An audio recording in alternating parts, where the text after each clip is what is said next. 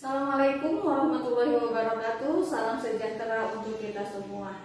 Perkenalkan, saya Ida Nur Farida, Kepala Sekolah KB Anak Bangsa yang beralamat di Perumahan Banjar Agung Indah, Kecamatan Cipocok Jaya, Kota Serang, Banten. Pada hari ini saya akan berbagi praktik baik implementasi pendekatan pembelajaran kurikulum melalui strategi OKGAS di KB Anak Bangsa Kota Serang. Pendidikan memegang peranan krusial dalam mempersiapkan generasi penerus bangsa yang mampu menghadapi tantangan zaman. Di tengah arus globalisasi dan percepatan teknologi, dunia pendidikan dituntut untuk terus beradaptasi dan berinovasi. Tuntutan ini tidak lagi sekedar transfer pengetahuan, melainkan pembentukan kompetensi abad ke-21 yang meliputi kemampuan berpikir kritis, kreatif, kolaboratif, dan komunikatif. Berdasarkan hasil raport pendidikan kelompok bermain anak bangsa pada tahun 2025 untuk kualitas pembelajaran yang sesuai dengan anak usia dini dengan capaian sedang. Capaian ini belumlah optimal. Dari hasil eksplorasi terdapat akar masalah di rapor pendidikan. Ada beberapa indikator yang perlu ditingkatkan, diantaranya metode pembelajaran, dukungan psikologis, dan manajemen kelas. Berkaca dari hal ini, maka menjadi kewajiban kepala sekolah untuk mencari strategi dalam meningkatkan kualitas pembelajaran di dalam kelas. Pemerintah melalui Kementerian Pendidikan Dasar dan Menengah meluncurkan kebijakan penerapan pendekatan pembelajaran mendalam di semua jenjang pendidikan. Pendekatan ini memberikan peluang bagi sekolah untuk meningkatkan mutu proses pembelajaran dengan pendekatan yang berorientasi pada layanan peserta didik yang lebih bermakna, berkesadaran, dan menyenangkan. Melalui pembelajaran mendalam, peserta didik didorong untuk mengeksplorasi, meneliti, dan menemukan sendiri makna dari apa yang mereka pelajari. Tujuannya bukan hanya agar mereka mengetahui apa, tetapi juga memahami mengapa dan bagaimana sesuatu terjadi. Dengan demikian, pengetahuan yang diperoleh menjadi lebih kokoh dan dapat diterapkan untuk memecahkan berbagai permasalahan di kehidupan sehari-hari. Pembelajaran mendalam bertujuan membentuk individu yang berpikir mandiri, berkarakter, dan memiliki kecakapan abad ke-21, yaitu kemampuan belajar sepanjang hayat untuk menghadapi tantangan dunia yang terus berubah. Sebagai salah satu sekolah yang menerima bantuan operasional kinerja sekolah atau BOS kinerja sekolah, mempermudah KB Anak Bangsa untuk segera mengimplementasikan pembelajaran mendalam di sekolah.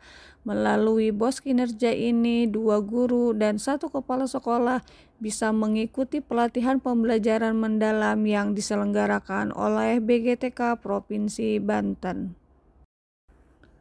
Dalam upaya implementasi pendekatan pembelajaran mendalam untuk memperbaiki kualitas pembelajaran, banyak tantangan yang harus dihadapi. Tantangan yang pertama adalah guru-guru belum memahami secara utuh pembelajaran mendalam. Pengetahuan yang mereka ketahui masih dangkal, yang mereka peroleh dari media sosial seperti IG, FB, maupun TikTok yang disederhanakan. Hal ini menimbulkan kebingungan di antara guru dan berkecenderungan menimbulkan miskonsepsi pemahaman.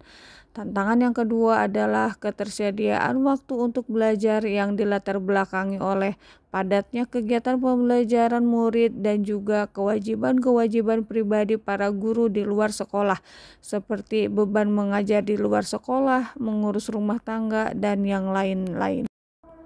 Melihat kondisi tersebut, perlu adanya solusi yang tidak hanya praktis tetapi juga relevan dengan situasi guru di lapangan.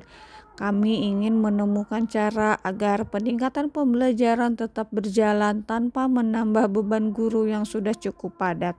Dari sinilah gagasan untuk menggunakan pendekatan inquiry kolaboratif mulai muncul.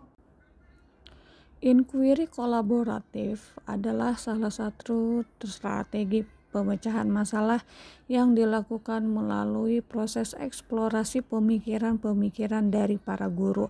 Ada 4 tahapan dari inquiry kolaboratif, yaitu assess, design, implement, dan measure, reflect, and change. Melalui proses assess, didapatkan informasi mengenai kebutuhan guru dalam implementasi pembelajaran mendalam. Kebutuhan tersebut antara lain 1. Pelatihan pembelajaran mendalam, 2. Pendampingan dalam penyusunan RPPM, dan ketiga, pendampingan pelaksanaan pembelajaran mendalam. Selain 3 kebutuhan tersebut, penyelarasan visi, misi, dan tujuan satuan pendidikan yang selaras dengan pendekatan pembelajaran mendalam menjadi kebutuhan yang harus disegerakan. Tahap kedua adalah desain. Dalam tahap ini, seluruh warga sekolah diajak untuk berdiskusi menyusun rancangan kegiatan implementasi pendekatan pembelajaran mendalam.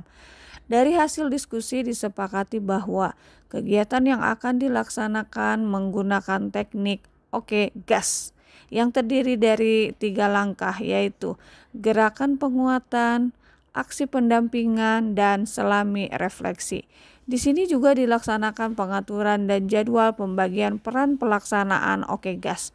Selain itu, dalam tahap ini juga disepakati tujuan dari kegiatan OKGAS. Dalam tahap implement, rancangan teknik OKGAS yang sudah disusun diterapkan dalam praktek nyata. Tahap pertama, gerakan penguatan. Dalam tahap ini, guru diberikan pemahaman pendekatan pembelajaran mendalam melalui pelatihan pembelajaran mendalam yang diselenggarakan oleh BGTK Banten, in-house training, dan penguatan komunitas belajar di sekolah. Dalam tahap implement juga, kami memanfaatkan aplikasi Google Drive bersama yang diberi nama OKGAS.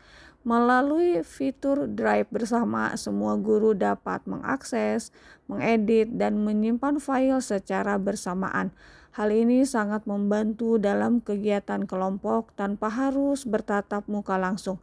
Selain itu, Google Drive juga memudahkan pengguna untuk mengakses data dari berbagai perangkat seperti laptop, tablet, dan ponsel selama terhubung dengan internet. Dengan demikian, pekerjaan menjadi lebih efisien dan fleksibel. Tahap kedua adalah aksi pendampingan. Pada tahap ini, guru didampingi dalam penyusunan pembelajaran dengan pendekatan pembelajaran mendalam. Tahap terakhir dari OKGAS adalah selami refleksi. Tahap ini dilaksanakan setelah seluruh rangkaian kegiatan pembelajaran mendalam dilaksanakan. Selami refleksi bermakna menggali secara mendalam pengalaman, perasaan, dan hasil dari suatu kegiatan yang telah dilaksanakan, serta untuk memahami apa yang sudah berjalan baik, apa yang belum, serta bagaimana cara memperbaikinya ke depan. Dari hasil refleksi, sebagian besar guru menyampaikan bahwa kegiatan yang mereka jalankan terasa menyenangkan. Mereka merasa lebih sesuai dengan mengajar dan melihat siswa lebih aktif dalam mengikuti kegiatan pembelajaran di kelas. Beberapa guru juga menyebutkan bahwa pendekatan ini membantu mereka memahami karakter murid dengan lebih baik. Tahap keempat dari inquiry kolaboratif adalah measure, reflect, and change. Dalam tahap measure, kepala sekolah melakukan evaluasi. Apakah tujuan yang sudah dilaksanakan sudah tercapai atau belum? Kegiatan evaluasi dilakukan dengan menyusun instrumen evaluasi dan menyebarkannya kepada guru. Berdasarkan data tersebut, dapat disimpulkan bahwa program peningkatan pemahaman guru mengenai konsep pembelajaran mendalam menunjukkan hasil yang positif dan dapat dikatakan berhasil dalam mencapai tujuannya. Analisis terhadap instrumen yang disebarkan, sebagian besar responden berada pada kategori baik sekali, yaitu 66,67%. Ini menunjukkan bahwa pemahaman terhadap konsep dan prinsip pembelajaran mendalam sudah sangat baik. 6,67% masih berada pada kategori cukup dan 26,67% berada pada kategori baik, sehingga perlu sedikit penguatan pada beberapa indikator tertentu. terhadap kemampuan guru dalam menyusun dan mengimplementasikan pendekatan pembelajaran mendalam berdasarkan hasil observasi dan instrumen yang diisi oleh guru menunjukkan bahwa sebagian besar guru telah mencapai kategori baik hingga sangat baik, meskipun masih terdapat satu guru yang perlu mendapatkan perhatian lebih untuk meningkatkan kualitas kinerjanya. Data ini menjadi dasar bagi pihak sekolah dalam merancang program pembinaan dan peningkatan kompetensi guru ke depannya. Perkenalkan, saya Dede Latifah, guru kelas di kelompok Alkindi Kober Anak Bangsa. Kesan saya setelah mengikuti program Oke Gas atau gerakan penguatan, aksi pendampingan, dan selami refleksi, saya lebih memahami tentang penyusunan, rencana, pelaksanaan pembelajaran mendalam, dan bisa menerapkannya di kelas dengan baik. Demikian yang bisa saya sampaikan, mudah-mudahan bermanfaat untuk kita semua. Assalamualaikum warahmatullahi wabarakatuh.